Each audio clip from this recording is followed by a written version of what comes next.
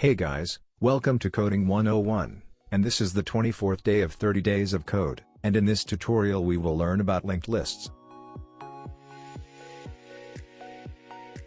This is the input and output format of the problem.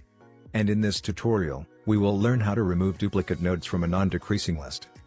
Let's come to the expanded view of the editor, and select Java 7 for our purpose.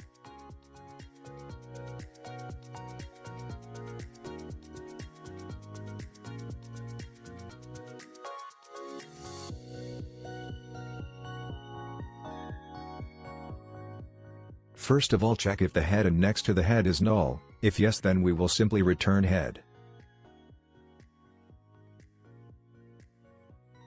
Now check if the data at head is equal to next of head. If yes, then assign next of head to next of head.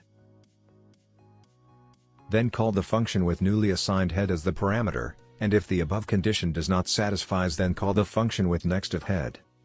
This will be done recursively, till we get head as null. This will result in removing the duplicate elements from the list. After that, return head.